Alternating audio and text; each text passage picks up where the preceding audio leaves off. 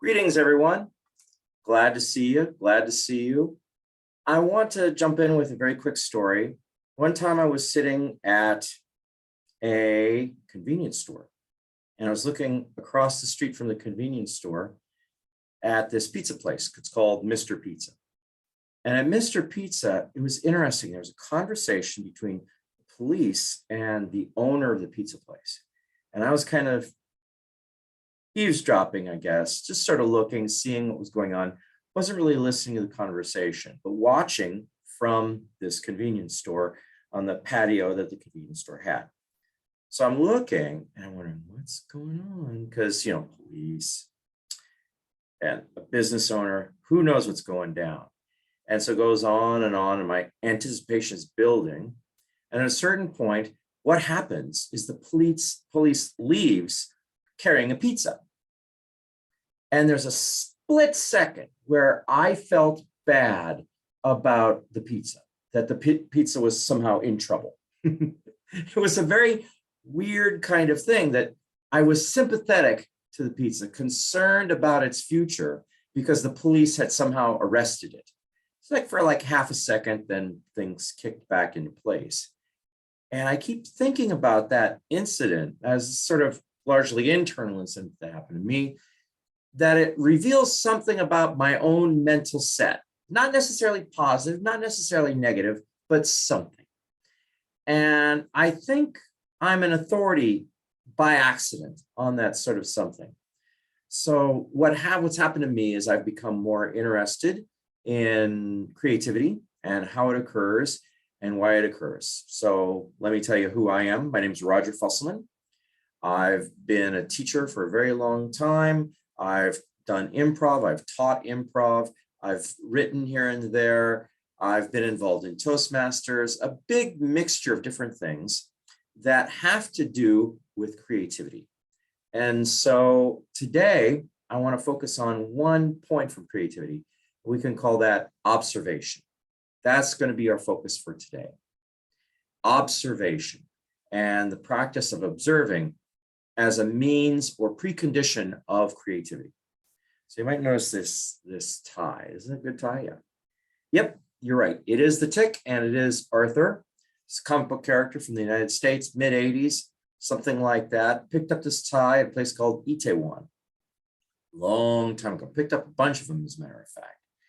And I was with a good friend of mine, still a good friend of mine, a guy named Ian. And Ian taught me something about teaching and about creativity. And when I first started teaching professionally in Korea, he held up a ticket for the Hanwha Eagles, go Eagles, by the way, Hanwha Eagles baseball team. And he looked at me, and this is in the apartment that we shared with roommates. He said, Roger, this ticket is a lesson. I'm going, what? It's a lesson. Now, my concept of a lesson was what I learned from going to university, taking a teacher's program, getting my license to teach, and other things like that. But he's not saying that. He's saying this is a lesson. It doesn't look like a textbook, doesn't look like any of these things. And I say, well, how so? And what he explains is, well, first of all, there are shapes. The ticket is a rectangle. You could teach the shapes. There are circles, there are squares, there are triangles. There's all kinds of shapes going on here. Also the colors. You can teach the words of the color. There's a bird on here, the Hanwha Eagle himself or herself, don't know. So the bird, parts of the bird, beak, wing, feathers, you could teach that. There are numbers on here indicating price, serial number, that sort of thing. So you could teach numbers. There's the whole game of baseball, which you can use this ticket as a lead-in for discussing that sort of thing. Now, I didn't necessarily use that kind of language. That's kind of more advanced kind of teacher language, but that is basically what he said. I got to put down the ticket now. And this impacted me as a teacher, because what I learned was anything could be a lesson in class, anything within ethical bounds, within the levels of the student you're teaching, within the constraints that you had, budget, size of the classroom, whatever it is, anything could be a lesson. And that's what I took away from Ian talking about this ticket. Now, Ian is a really interesting teacher. It's been a while since I've taught with him, but he would take things like he'd take a game and he'd use the game as a springboard for teaching things. He would transcribe things, including a video animated exposition of the tick. He would transcribe this and use that in the classroom. And he was doing all this, and I hope he doesn't mind me saying this, before the internet broke big for teachers. So that's part of the reason why I believe in the power of observation. This is a guy that found a piece of paper, looked at it, and realized this could be used somehow.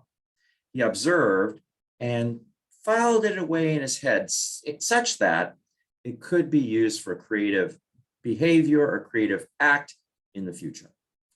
So that is the verb for today, observe. And that's the message I want to emphasize here. Now, we've seen actions of observation in the history of creativity before. So let's go in a little bit of validation about that. Creation of Velcro, for example, was based on this European noticed his dog came in from the forest and had all these little burrs on his hair. But the dog wasn't sticky by nature and the burrs weren't sticky by nature. Why were they connected? And what he did was he actually took some of the dog hair and these burrs, put them in a microscope to figure out how they're sticking together. It turns out there are hooks on the dog's hair and there's loops on the burrs, or perhaps the other way around.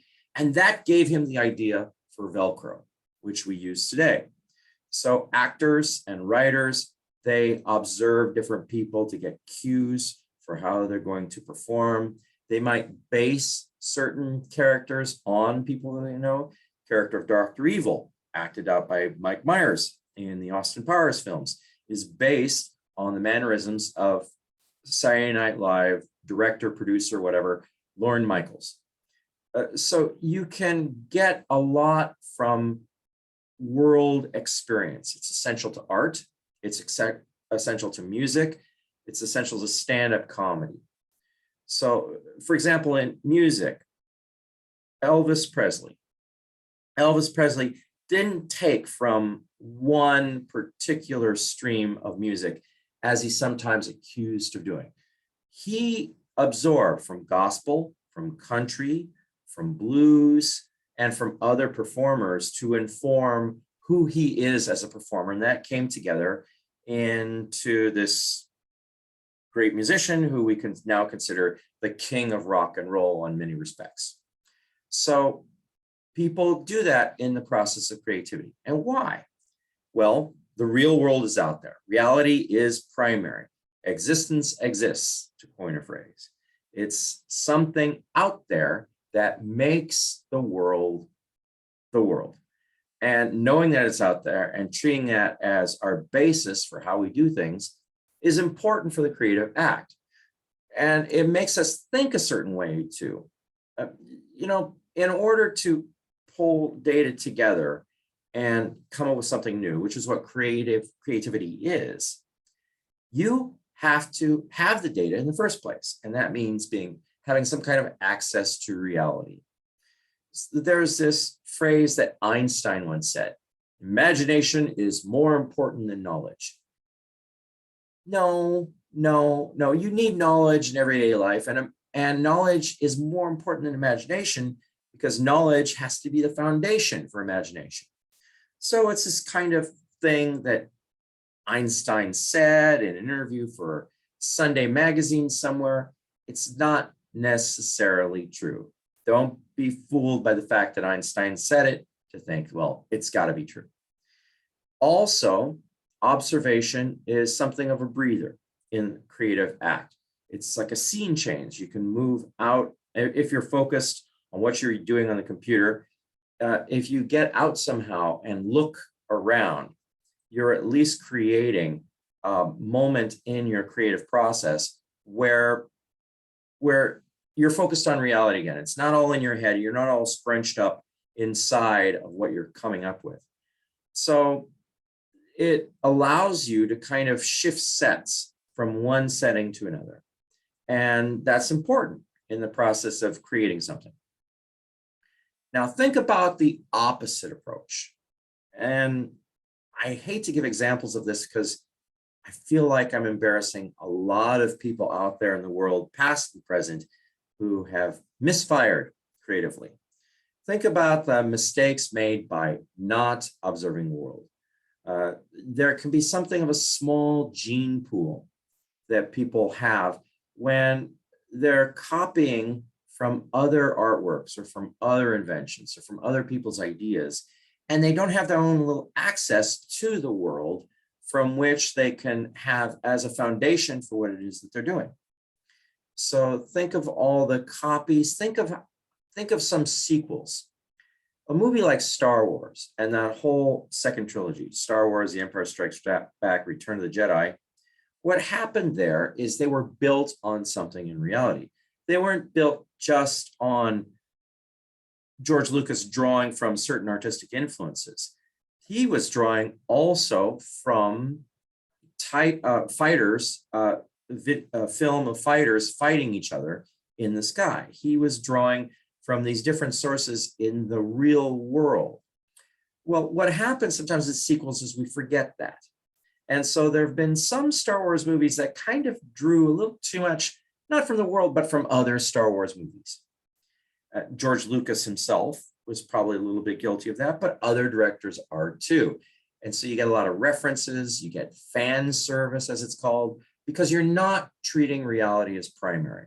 You're treating another creative source or something else as primary. And I think that's a mistake. You still have to look at the world. You still have to observe. You still have to have that as a foundation. Now, I gotta say that I'm using the word observe specifically instead of look. Look could be like that. It can be the kind of process where you're not caring that much about how it's going into your mind or what your mind is doing with it. Whereas observe to me suggests a little bit of thought, a little bit of attention, a little bit of reflection, a little bit of something other than my eyes are open, things are coming in. It's also a little bit broader than just perceptual observation, a little bit broader than just visual things. So I don't think it's just that people look out into the world. I think they look out in a certain way with a certain kind of attitude. So I don't mean to say that you have to stare out of guilt. You have to just look at everything and focus intently on every single bit because you'll go crazy doing that. Nor do I suggest that somehow, if you're not a naturally observant person, there's something bad with you, that you can't be creative or anything like that. I don't mean that at all. What I mean is by developing this capacity of observation, you can perhaps be a more creative person. So I want to go through the details about that. But before I do that, I want to mention I've personally have had periods of my life where I wasn't terribly observant, where I was depressed, where I felt aimless, where things in my life haven't been so good, or at least I felt that way. Or things in my life have been great and I was too focused on doing them and in a bad attitude to really notice it or appreciate it. During that time, I wasn't terribly observant. I was too much in my own head and other things like that. So mental health issues could play into how observant you might be in your everyday life and other things like that. It's happened to me, probably has happened to everybody in one way or another. So don't walk away from this feeling guilty about the process. Now, let's break down the details. What do we do when we observe? When we observe in a way that can be used for creative activities in the future? Well, if you want to focus intently on the world, I'm going to give you 4 things to look for. One is differences or difference. If things change in your local neighborhood, if there's a new business or new sign or new paint job somewhere, or a tree is ripening in the neighborhood or something like that, notice it. Notice all these little differences. That's important to think about. Notice what sticks out, what doesn't fit.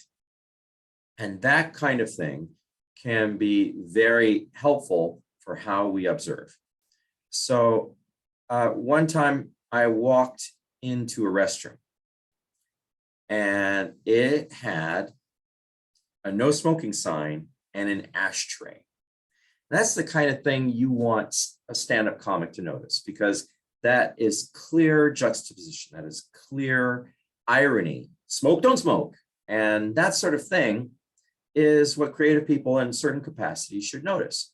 Those of you that might be artists or whatever, you might notice certain colors put together in a way that you didn't expect, which brings us to another thing, surprises.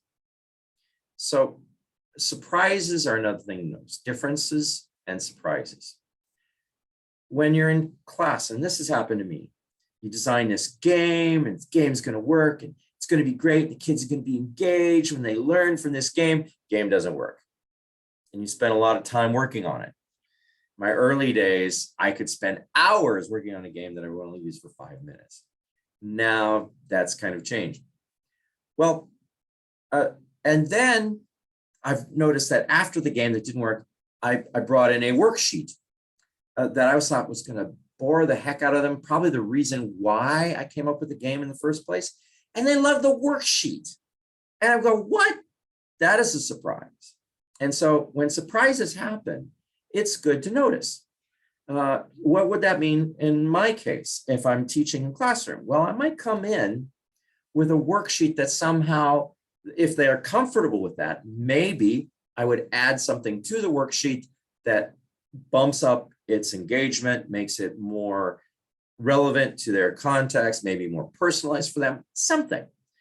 So being observant will clue you into the kinds of things you can create later, and noticing surprises is a good reason to do that. So you have difference, surprises. Let's move on to the third thing, emotion. If you connect emotionally to something that you observe, whether it's by sight, sound, taste, touch, whatever, notice it. Notice it and underline it, and remember that you had an emotional connection to it. You had an emotional connection for a reason. Perhaps it keyed into your values, perhaps it keyed into your goals, who knows what. The point is, emotional reactions of a positive or negative nature are some things to notice. For example, when I was a kid, I decided to mix all the drinks together into one drink. I had cola, cherry Kool-Aid, tea, and orange juice all mixed in. Let's try it. And drank it. No. And I since haven't done that again. Not in that style. But that's the kind of thing you notice, right? And that keys you in. Okay, next time you're making a drink, it shouldn't have all these ingredients together. Well, that leaves open, what are you going to mix together? What works with other things? And as a kid, you might learn that. And creatively, that happens too. If you have a positive reaction to something you made or a visceral reaction to something you made, you have better knowledge about what future things will be created. So difference, surprise, emotion. And let's move on to the fourth thing, potential. That was the Velcro example, right? That was Ian's ticket example. That potential is, how can something be used or exploited or adapted or developed? And it could be the case that you are using those kinds of tools somehow, some way, somewhere. This puppet you see behind me, I bought this a long time ago for use in the classroom with children, but I wound up using it at Toastmasters meetings and other places of that sort. Why? Because I found uses for it, especially in the age of COVID and Zoom. If you come in with a puppet like that and say, "Hi, I'm cheesy," or whatever it is, then you have a new way to use Zoom with regard to a Toastmasters environment. So that everything out there has potential. And it's important to realize that if you notice something, potential, notice that potential can be applied to that in some way. And you can even think of a potentiality to something. how it can be used if you want to.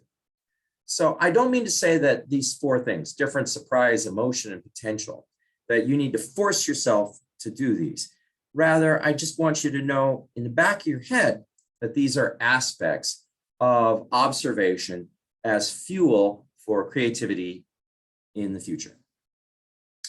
So if you think about that, difference, surprise, emotion, potential, if you have a desire to look at those things, you can consider that curiosity.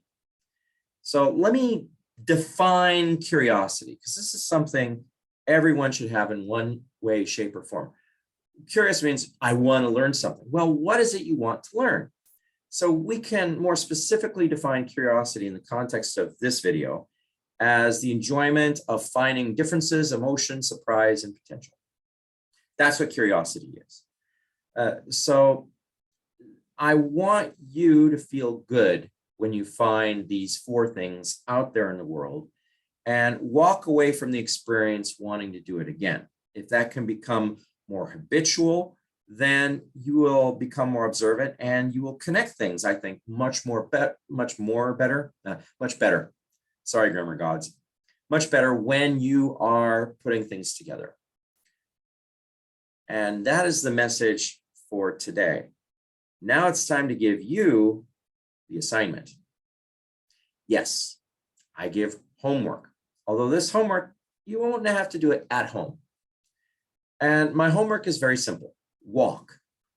Do a walk outside and walk for difference, surprise, emotion, and potential. Just go out and walk and have those in your head when you're looking at things and notice things.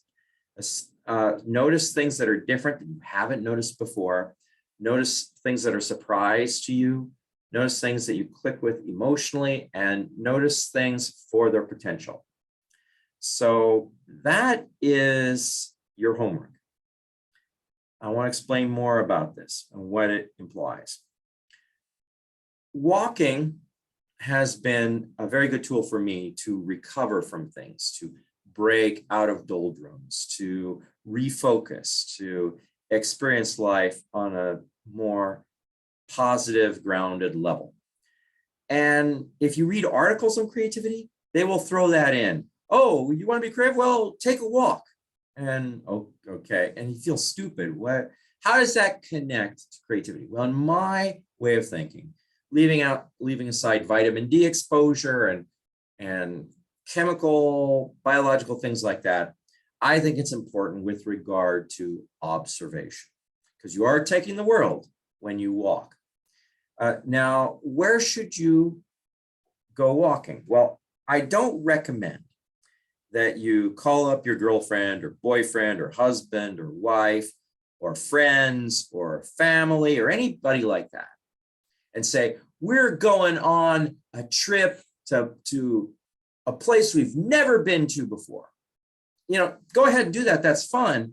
But I think it's more important to keep in mind that you develop these skills in environments you're already familiar with, to focus your acuity on certain things. Yeah, you know, go to the Seychelles, go to Santorini, wherever it is you go for that kind of stuff. I can't say no to that. But for the sake of an exercise, try it in an environment you're already familiar with to some degree. So no differences, surprise, emotion, and potential, like I said before. And let me tell you my example. My example is I went walking around Yonsei University, long story as to why, and I tried this. I noticed a rock, for example, by the side of the road, and the rock was not really polished. It was very rough hewn sort of thing. And that rock was, it was very raw sort of thing. It wasn't necessarily decorative in its own right. Whereas yours truly is walking around, wearing something. I'm not walking around naked around Yonsei University because I'll get into trouble. So there's a difference there. And there's an honesty about the rock when you think about it. I also noticed this clock on the Yonsei University campus. The clock was sort of a black clock, black colored, and around the face of the clock, everything was trimmed in gold. And I never really noticed that before. I don't have anything to say about it, but it's just something I've noticed. Also, if you, at that time, you look at Yonsei University in Seoul, you will see nests in the trees for birds. These are fairly big nests, like about this big or something. Well, that's worth noticing. How do those birds relate to the students and to the professors and to the deans and to other people on the ground? Is it a positive relationship or a negative one? And I won't get into how the birds might express their dismay, but the point is, these are things to notice, precisely because you haven't noticed them before, just to get yourself and get your mind more cued into the world that you live in. So I also want to say about this that if you're immobilized somehow or visually impaired, then feel free to adapt these in ways that you see appropriate. This might involve a friend, this might involve other things going on, but no excuses, you do it too, okay? And that's what I want to say on this. Now, let's wrap things up. We talked about observation. The word for today, observe. Go out there, see things, take them in, file them away according to difference, potential, emotion, and surprise. And that way, you'll be able to build up a habit of seeing the world such that you become more creative.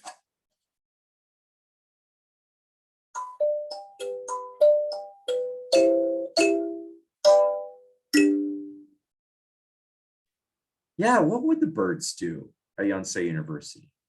That's definitely worth considering. I'll have to think about that.